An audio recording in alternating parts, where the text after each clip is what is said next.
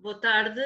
Estamos para mais uma entrevista com o terapeuta Max Reis, desta vez sobre a primavera e os processos alérgicos. Olá, Max. Olá, Tudo Cristina. bem? Tudo bem? Outra vez, cá estamos. Então, eu começava por te perguntar, nós sabemos que as estações do ano têm grande importância dentro da perspectiva ayurvédica, e eu queria que tu falasses um bocadinho desta estação em que nos encontramos, que é a primavera, sob este ponto de vista da medicina ayurvédica. A primavera, a gente chama que é a rainha das estações, né? Então, até no Bhagavad Gita, né, quando Krishna revela lá seus atributos predominantes, se não me engano, no 11º capítulo do Bhagavad Gita, ele diz: eu sou a alma do corpo, a mente nos sentidos, a águia entre os pássaros, o leão entre os animais, entre todas as árvores sou a sagrada Bodhi, e das estações eu sou a primavera. Então, daí a gente já vê há quanto tempo a primavera tem essa relevância na nossa cultura.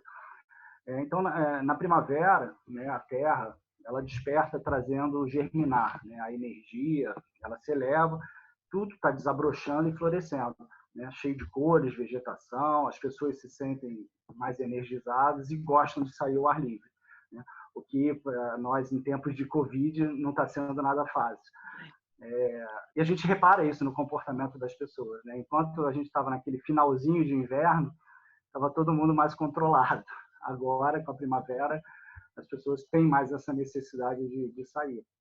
Então, a primavera ela é uma estação de celebração. Então, as qualidades da primavera, que são o quente, o úmido, né, gentil, untuoso, ela, da mesma forma que, devido ao calor, né, a neve e o gelo, eles acumulados no inverno, começam a derreter, cafa acumulado no corpo, ele começa a liquefazer e a fluir, né? E é por isso que tantas pessoas ficam resfriadas e com problemas nas vias respiratórias durante esse período de primavera. Além disso, à medida que as flores espalham, né, o pólen, as fragrâncias, os perfumes, tornando as pessoas vata e pita mais felizes, muitos indivíduos de constituição kapha sofrem muito de alergias, rinites e sinusites, né? Como o início do inverno carrega algumas das qualidades do outono, o início da primavera é muito parecido com o inverno, né? E muitas das recomendações são as mesmas, né, que a gente faz para o período de inverno. Então, por exemplo, o Panchakarma ele é altamente recomendado, né, para reduzir, né, limpando o sistema do dosha kapha acumulado, né, e ajudar a prevenir essas alergias e congestões sinusiais. Então, kapha tem essa característica diferente dos outros doshas, né? Enquanto os outros doshas se acumulam e se precipitam nas suas estações, como, por exemplo, vata no outono, pita no verão, kapha se acumula no inverno, mas é na primavera que o muco kapha, né, que ficou condensado durante o inverno, começa, entre aspas, a descongelar e a gerar maiores desconfortos nasais. E como é que funciona essa questão das alergias ao Ayurveda?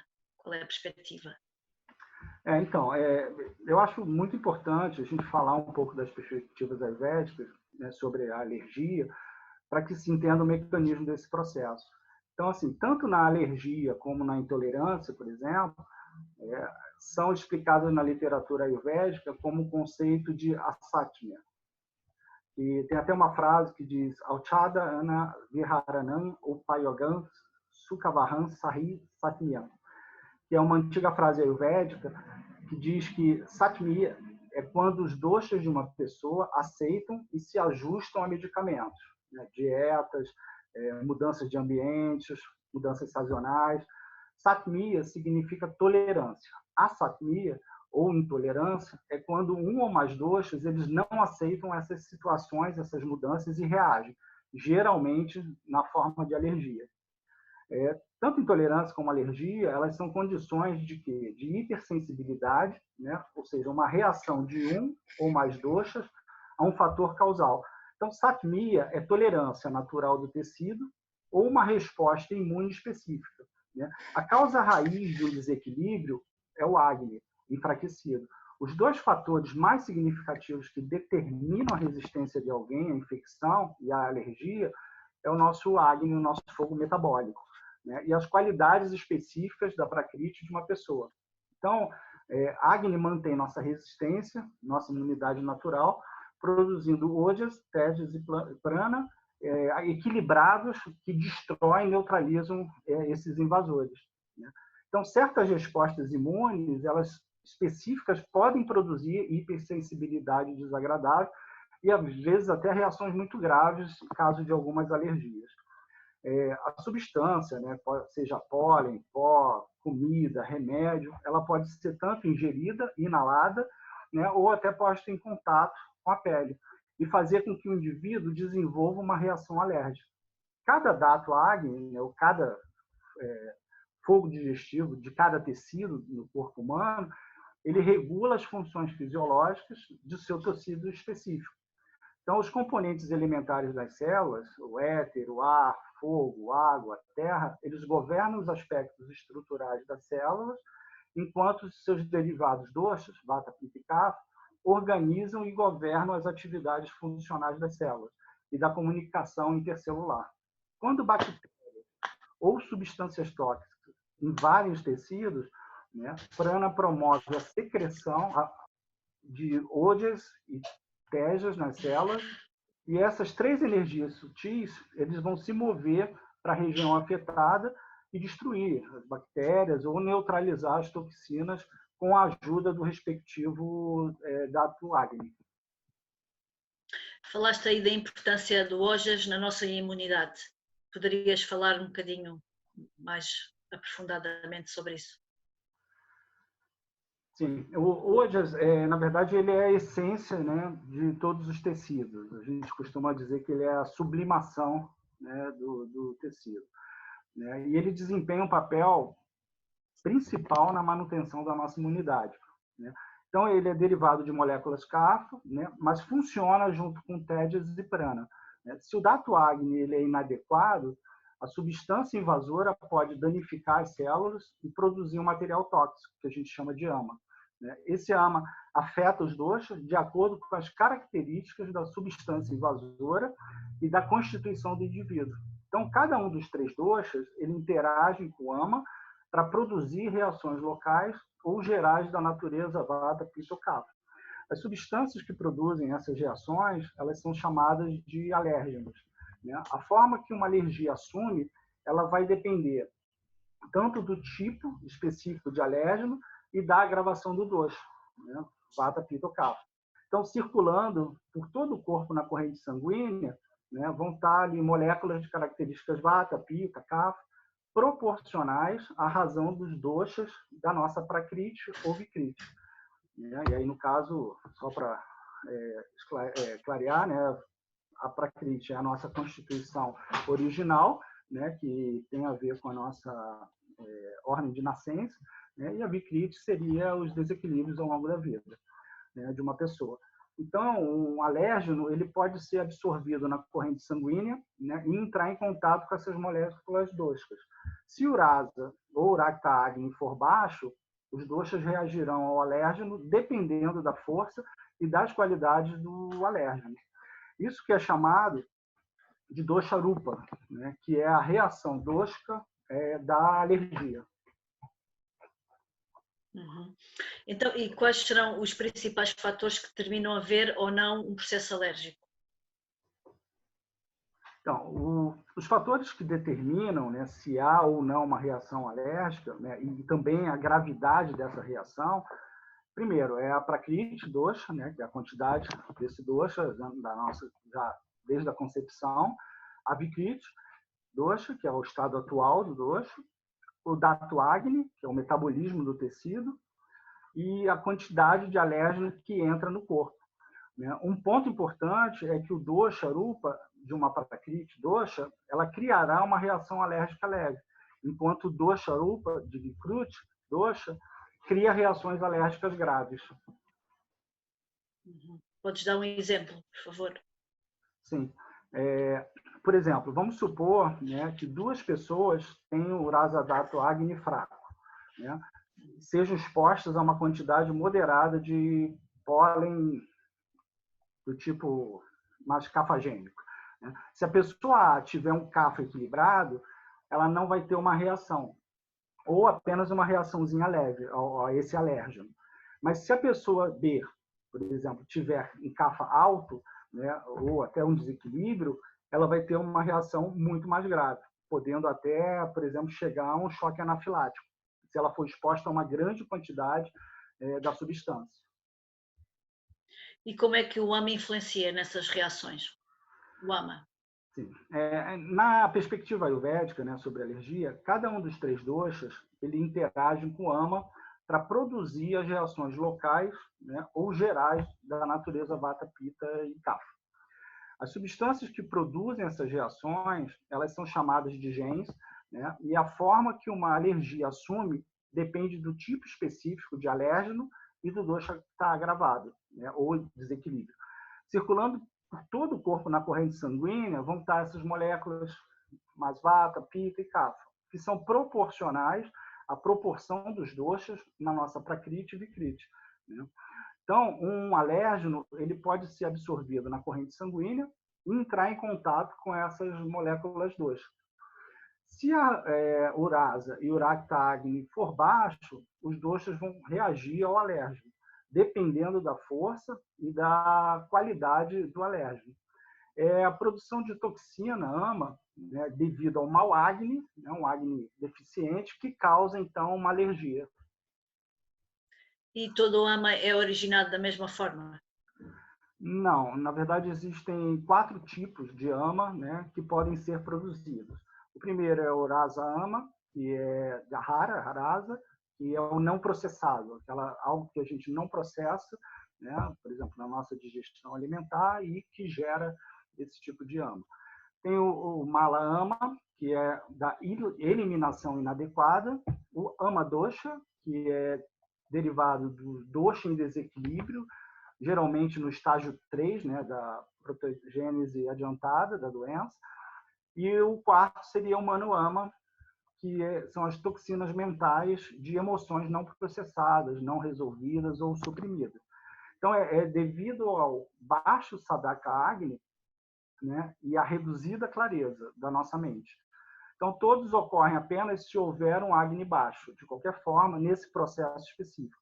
Portanto, se houver um dosha, né, que é um distúrbio qualitativo de um dosha, né, mas o Agni é forte, né, normalmente não vai haver produção de ama, né, apenas o nirama, que a gente chama como não ama, ou seja, você pode até ter uma perturbação do dosha, mas não vai produzir ama. Então, assim, observe que uma pessoa com um dato Agni forte, né, e robusto, geralmente ele não vai ter reação alérgica, mesmo se houver um desequilíbrio do dosha. A única exceção é se a pessoa for exposta, por exemplo, a uma quantidade enorme de alérgenos. Agni, a gente chama que é a primeira barreira protetora contra os alérgenos. Quando os organismos estranhos, né, ou alérgenos invadem os tecidos, né, as células corporais geralmente vão responder liberando substâncias que fazem que os vasos sanguíneos eles se dilatem, né, e se tornem mais permeáveis. A membrana celular, então, ela realmente secreta uma substância química irritante, que é tóxica para o corpo, que é um tipo de ama. Né? Isso é o quê? Devido ao baixo metabolismo, né, o baixo Agni das nossas células em particular. Essas substâncias são liberadas e vão gerar uma manifestação de tejas. À medida que são produzidos, os tecidos ficam avermelhados, né? Aqui é muito comum de se ver isso, né, nas alergias, vazando um excesso de líquido no espaço intersticial devido a essa reação local de Pitta. Aí, o inchaço produzido por Pitta é uma reação alérgica inflamatória que funciona como uma barreira protetora para retardar a disseminação do alérgeno, né, ou o micro-organismo invasor para outros tecidos. Ao mesmo tempo, Ojas libera mais moléculas Kapha no local dessa lesão, né? Então, assim, Ojas e Tejas agem em conjunto para desintoxicar as substâncias estranhas, né, que entram nesses tecidos, através dos pulmões, do trato intestinal. Nesse mecanismo de defesa, por exemplo, o timo, né, o baço, eles desempenham também um papel muito importante no nosso organismo. O Agni do timo, ele ajuda a produzir Ojas, que inclui os linfócitos T, né, que destroem bactérias, vírus, né, e neutralizam toxinas. Uma deficiência dessa glândula, por exemplo, ela pode ser uma das causas de alergias. E já o baço, ele tem um papel o quê? De remover as bactérias do sangue, né? Então, é a raiz do Racta varrachrota, né, o sistema hematopoético, e ele é preenchido com Racta, que é sangue, né, e Ranjaka-Pitta. Então, o baço ele atua como um reservatório de sangue, né, armazenando e filtrando esse sangue, né? As moléculas sutis de Ranjaka-Pitta, que estão presentes no baço, elas destroem as partículas e micro-organismos estranhos, né? Então, ou seja, um baço, né, enfraquecido, ele também pode causar uma imunidade empobrecida para esses indivíduos, que pode estar mais propenso às alergias. Então, os processos alérgicos são restritos a essa relação do ambiente externo versus a Agni, ou também há uma predisposição genética? Então, no caso da, por exemplo, a alergia atópica, ela é definida como uma tendência à hipersensibilidade a um alérgeno específico que ele é dado como parte da predisposição genética da pessoa, né? Então, esse cavagúnia, que seria um espaço defeituoso, ele também pode ser devido a um trauma de infância, né, a problemas emocionais suprimidos, né, ou não resolvidos, que vai se acumulando nos órgãos. Então, assim, emoções reprimidas, como ansiedade, medo, raiva, produzem estresse, né, e isso estimula a secreção de toxinas no nosso corpo, né? O medo reprimido, a agressividade e a insegurança, elas agravam o dosha vata, né? A raiva reprimida, o ódio, a inveja, vão agravar o dosha pitta, né? E a ganância, a posse, o apego, tudo isso vai agravar o dosha kapha. Então, meditação, exercícios respiratórios, né, os pranayamas e gerenciamento de estresse, eles são fundamentais, né, e particularmente eficazes na minimização de alergias relacionadas tanto às emoções reprimidas, né, quanto a outros fatores. Uhum. Então, equilibrar o kapha pode fazer toda a diferença na primavera. Em resumo, assim, para desfrutar de uma primavera saudável, precisamos entender primeiramente o dosha kapha e equilibrá-lo, né? Então, assim, dos três doshas, vata, pitta e kapha, é o kapha que dota o nosso corpo das suas qualidades aquosas, né? Então, pacificar kapha por todo o corpo também ajuda a equilibrar a produção excessiva de muco, né, que gera um ambiente propício a vírus e outras substâncias. Então, assim, também é importante ficar claro que à medida que a primavera avança, né, e a temperatura aumenta, convém o quê? Mudarmos de um regime de pacificação kapha para as diretrizes de pacificação de pitta, sugeridas para o verão. E, de fato, como o clima nesse período ele alterna entre frio e calor, a gente precisa estar alerta no dia a dia, né, e usar o nosso bom senso aí para permanecer em equilíbrio. A receita ayurvédica para a primavera é desenvolver um ritmo e uma rotina que nos ajudem gradualmente, né, a relaxar o físico, a mente, né, e o nosso emocional, sem perturbar as virtudes estáveis de kapha. Então, assim, para finalizar, né, dedique uma atenção especial nesse período às crianças, né? As crianças são as especialistas naturais na produção de muco, né?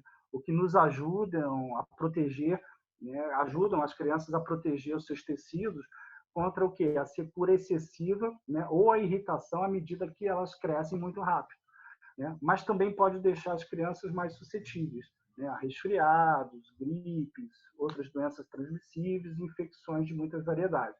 É claro que isso também atinge os adultos, né, mas é bom a gente lembrar que a criança está na fase kapha da vida. Então, todas essas questões de produção de muco natural nesse período vai ser muito mais evidente nessas crianças. Ou, claro, pessoas kapha e com alguns desequilíbrios kapha. Então, medidas simples como apoiar, né, dar suporte às mucosas, podem fazer maravilhas para esses nossos pequenos produtores de muco, né? Então, assim, tentem claro que com os cuidados agora do Covid, lavar as mãos, desinfetar com álcool, mas tente lubrificar o interior das narinas das crianças, né, com uma pequena quantidade, pode ser óleo de sésamo ou ghee, né, diariamente. Essas substâncias elas podem ser simplesmente aplicadas suavemente, né, com um dedo mindinho, né, e no caso das crianças maiores, elas já podem até estar abertas a aprender a fazer uma lavagem nasal adequada com o Lota, né, para ajudar a manter as passagens livres, né, e saudáveis. Então, eu espero que com essas informações e com as dicas que vamos dar nos próximos vídeos, todos possam, na medida do possível, aproveitar essa estação tão especial para a gente. Claro que sim, devemos passar muito melhor com as tuas dicas. Muito obrigada, Max, foi um prazer outra vez e até o próximo vídeo, quem sabe. Obrigado, Cristina. Namastê. É um prazer estar aqui com vocês. Igualmente. Olá a todos!